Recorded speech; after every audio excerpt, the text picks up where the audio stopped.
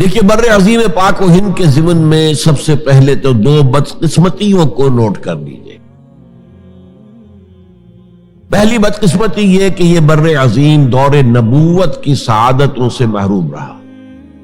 دور نبوت میں یہاں تک دعوت اسلام نہیں پہنچی، اکا دکا کوئی لوگ مسلمان ہوئے ہیں۔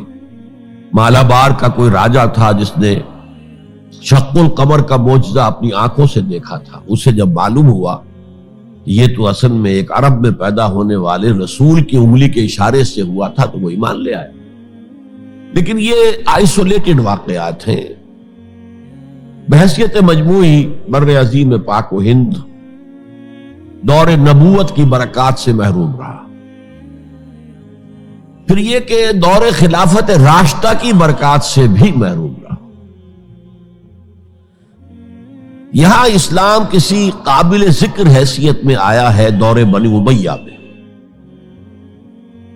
وہ بھی کسی دعوت و تبلیغ کے مثبت مقصد کے لیے نہیں، بلکہ ایک انتقام اور بدلے کے لیے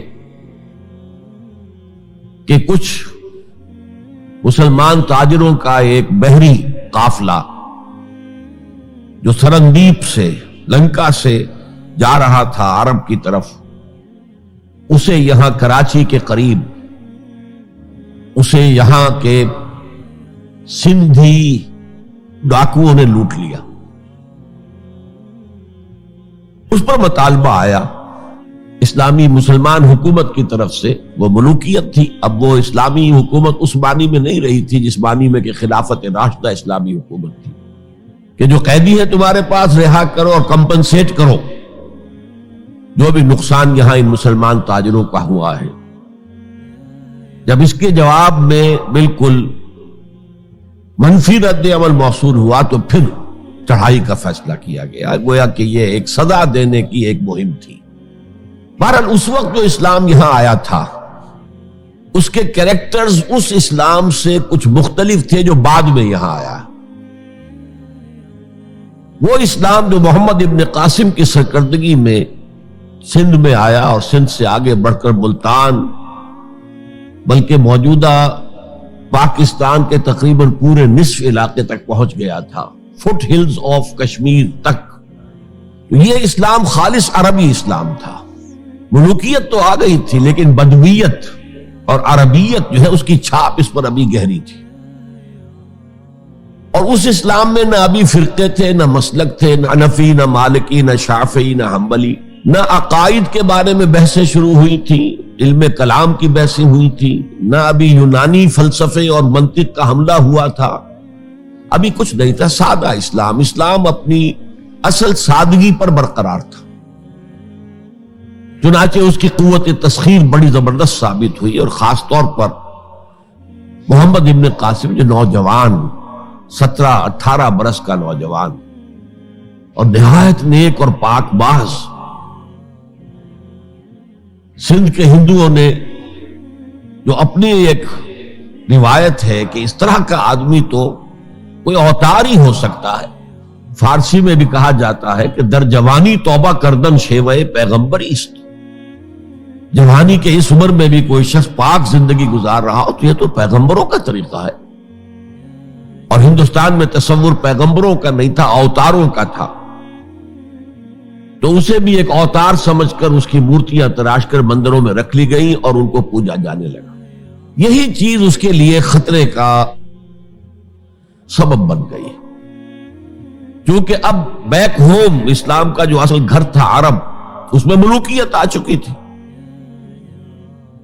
اور ملوکیت کبھی اسے برداشت نہیں کر سکتی کہ کوئی اور شخص اتنا پاپولر ہو جائے کہ اسے چیلنج کر سکے۔ لہذا محمد بن قاسم کو بلایا گیا اور شہید کر دیا گیا۔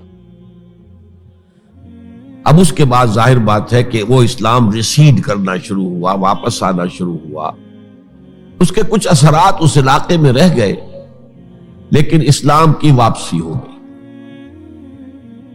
یہ اسلام کا پہلا ورود تھا بر عظیم کی سرزمین پر۔ اس کے بعد اسلام آیا ہے 300 برس بعد، اور اب یہ آیا ہے شمال مغربی سرحدی صوبے میں جو درے ہیں کوہ سلیمان میں، کوہ ہندو کش اور کوہ سلیمان میں، درہ خیبر ہے، درہ ٹوچی ہے، درہ گومل ہے، درہ بولان ہے، یہاں سے آنا شروع۔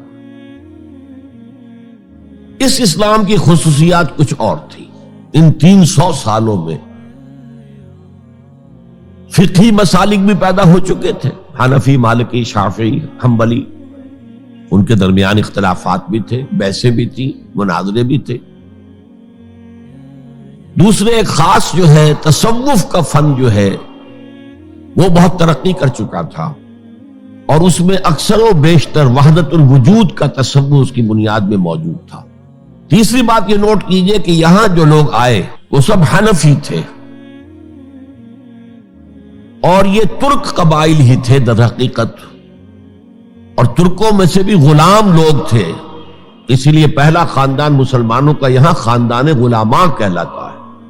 ترک غلام تھے یہ، جو اپنی ذاتی صلاحیت اور اپنی استعداد کی بنا پر ترقی کرتے کرتے بادشاہت کے مقام تک پہنچے۔ عالم اسلام میں اس وقت 2 عظیم جگہوں پر غلاموں کی حکومت تھی، اور اس سے اندازہ ہو سکتا ہے کہ اسلام میں غلاموں کا فیوچر کتنا روشن ہے۔ ممالک، مملوک، یہ مصر میں حکمران تھے، وہ بھی غلام تھے۔ خاندان غلامہ، قطب الدین ایبک، شمس الدین التتمش، یہ سب کون تھے؟ غلام تھے۔ بہرحال اب جو اسلام آیا اس میں قیادت کی ایک تسلیس پیدا ہو چکی تھی، توحیدی شان نہیں رہی تھی۔ خلافت راشدہ میں قیادت توحیدی تھی، خلیفہ وقت ہی حاکم بھی تھے، خلیفہ وقت ہی مجتہد بھی تھے، عالم بھی تھے، اور وہی سب سے بڑے اللہ والے بھی تھے۔ لیکن اس کے بعد جو اسلام میں قیادت جو ہے مسلمانوں کی 3 شاخوں میں بٹ گئی۔ سیاسی قیادت وہ تو قبائلی عصبیت کی بنیاد پر قائم ہو رہی ہے، تو سیاست تو ہو گئی طاقت کے بل پر، جس کی لاٹھی اس کی بھینس۔ اس کے بعد جو اس دینی قیادت تھی وہ 2 حصوں میں منقسم ہو گئی، علمی قیادت، علماء، مفسرین، فقہاء، محدثین، اور ایک ہو گئی صوفیاء کی قیادت۔